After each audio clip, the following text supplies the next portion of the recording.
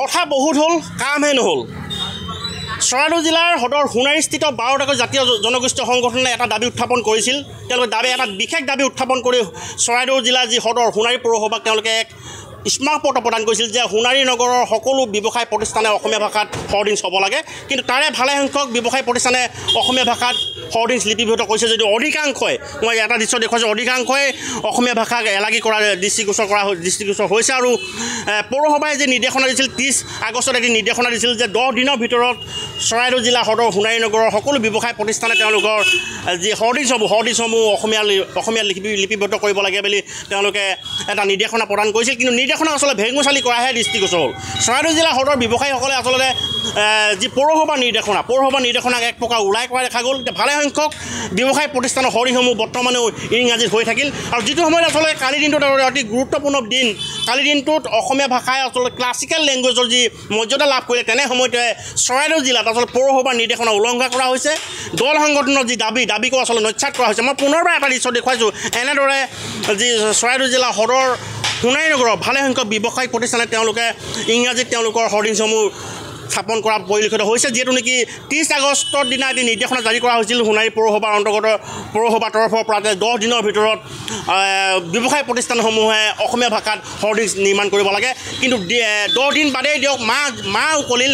মাহৰ পাছতো আচলতে চৰাইদেউ জিলা সদৰ সোণাৰী নগৰৰ ব্যৱসায় প্ৰতিষ্ঠানসমূহে তেওঁলোকে কিয় অসমীয়া ভাষাক এলাগী কৰিলে, কিয় অসমীয়া ভাষাৰ পৰিৱৰ্তে তেওঁলোকে ইংৰাজী ভাষাতহে তেওঁলোকে হৰ্ডিংছসমূহ বৰ্তমানে ওলোমাই ৰাখিছে, তাক লৈ আচলতে তীব্ৰ প্ৰতিক্ৰিয়াৰ সৃষ্টি হৈছে। আৰু এই ক্ষেত্ৰত আমি পৌৰপতিৰ লগত কথা পাতিছোঁ। পৌৰপতিয়ে এটা কথা স্পষ্টভাৱে কৈছে যে যিকোনো মুহূৰ্তত পৌৰসভাৰ নিৰ্দেশনাক আওকাণ কৰা বা পৌৰসভাৰ নিৰ্দেশনাক উলংঘন কৰা এইসকল ব্যৱসায় প্ৰতিষ্ঠানৰ বিৰুদ্ধে যিকোনো মুহূৰ্তত তেওঁলোকে অভিযান চলাব। আৰু অভিযানৰ পূৰ্বে যাতে সকলো ব্যৱসায় প্ৰতিষ্ঠানে অসমীয়া ভাষাৰ হৰ্ডিংছ লগায়, তাৰ বাবে পৌৰপতিয়ে ইতিমধ্যে ND24 জৰিয়তে বিনম্ৰভাৱে অনুৰোধ জনাইছে। আপোনাৰ নিৰ্দেশনা প্ৰায় সংখ্যক ব্যৱসায়ে উলংঘা কৰা দেখা গৈছে। আপোনালোকক নমস্কাৰ জনাইছোঁ।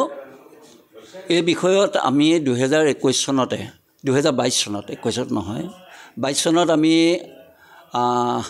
পৌৰসভা দখল কৰাৰ পিছতে আমাৰ কাৰ্যালয়ৰ তৰফৰ পৰা নিৰ্দেশনা দিয়া হৈছিল যে মিউনিচিপেলিটি 16টা ৱাৰ্ডৰ এলেকাৰ ভিতৰত যিমানবিলাক ফলক আছে, চাইনবোৰ্ড আছে, এই চাইনবোৰ্ডবিলাক একেবাৰে ওপৰত অসমীয়া থাকিব, 2 নম্বৰত ইংৰাজী, আৰু তাৰপিছত হিন্দী বা অন্য ভাষা যদি কোনোবাই লিখিব বিচাৰে ৰাষ্ট্ৰীয় ভাষা, তেতিয়াহ'লে তাত কোনো আপত্তি নাথাকিব।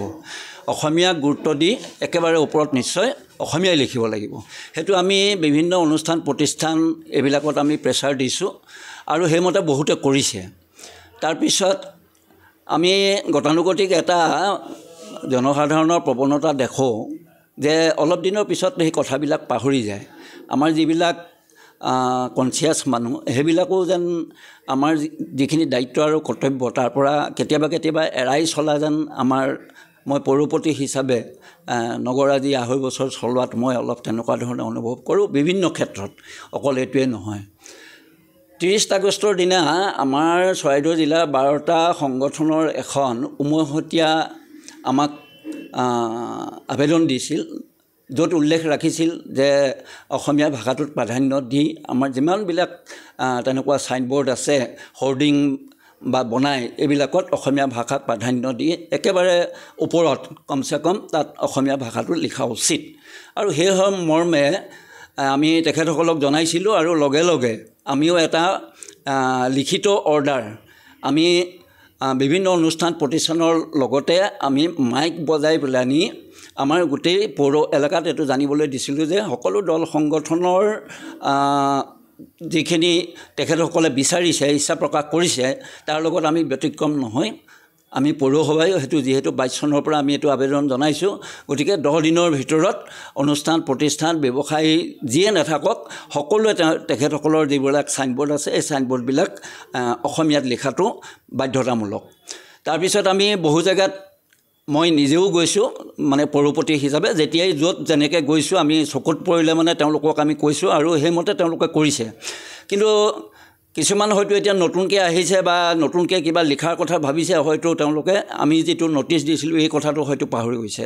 তাৰ বাবে মই আমাৰ দল সংগঠনখিনিকো আমি আবেদন জনাম আমাৰ ফালৰ পৰা যে তেখেতসকলেও যদি দৃষ্টিগোচৰ হৈছে তেতিয়াহ'লে তেওঁলোকৰ ফালৰ পৰাও হয় আমাৰ প্ৰশাসনক DC ক এইটো অকণমান জনাওক আৰু পৌৰসভাটো আমাক জনাওক, প্ৰেছাৰ দিয়ক আৰু তেখেতসকলেও তেখেতসকলৰ ফালৰ পৰা যিমান দূৰ তেখেতসকলে কৰিব পাৰে আইনৰ গণ্ডিত থাকি, তেতিয়া তেখেতসকলেও কৰক। তেতিয়া নিশ্চয় আমি যিটো আমি ৰাইজক আবেদন জনাইছোঁ এইটোত আমি কৃতকাৰ্য হ'ম। দেখা গৈছে কি আপুনি বিশেষ অভিযান চলাব নেকি? দেখা গৈছে কালিৰ দিনটোত আপোনাৰ ভাল খবৰ, অসমীয়া ভাষা ইতিমধ্যে ক্লাছিকেল লেংগুৱেজৰ মৰ্যাদা লাভ কৰিছে। তাৰ পাছত আচলতে সোণাৰীত আচলতে অসমীয়া ভাষাৰ কডিং লিখিবলৈ আচলতে ব্যৱসায়ীসকলে কিয় অনীহা প্ৰকাশ কৰিছে? আপুনি কিবা অভিযান চলাব? নিশ্চয় চলাব লাগিব। আমি যেতিয়া অসমীয়া হাড়ে হিমজুৱে যেতিয়া আমি অসমীয়া বুলি আমি চিনাকি দিবলৈ গৈ আছোঁ, তেতিয়াহ'লে নিশ্চয় আমি অসমত বাস কৰি অসমীয়াই অসমৰ কাৰণে চিন্তা কৰি সুদূৰ প্ৰসাৰী যিবিলাক প্ৰভাৱ, এই প্ৰভাৱবিলাক যাতে আমাৰ খিলঞ্জীয়াৰ পক্ষত থাকে তাৰ বাবে আমি নিশ্চয় কাম কৰি যাব লাগিব। আৰু তাৰ ওপৰত গুৰুত্ব আৰোপ কৰি মই নিশ্চয় ইয়াৰ পদক্ষেপ ল'ম পৰৱৰ্তী সময়ত। আৰু আমি গৌৰৱ অনুভৱ কৰিছোঁ, যোৱাকালি কেন্দ্ৰীয় চৰকাৰে কেবিনেটত এইটো আমাৰ আগৰ 5টাৰ লগত আৰু 6টা নতুনকৈ ভাষা সংযোগ কৰি যি ধ্ৰুপদী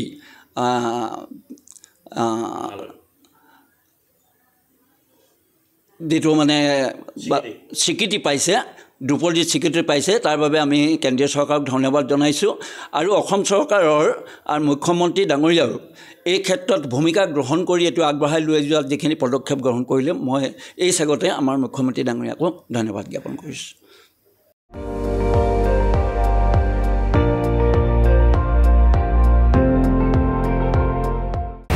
আপুনি চাই আছে ND24, সৰ্বশ্ৰেষ্ঠ নহয় সৰ্বোত্তমৰ দৌৰ।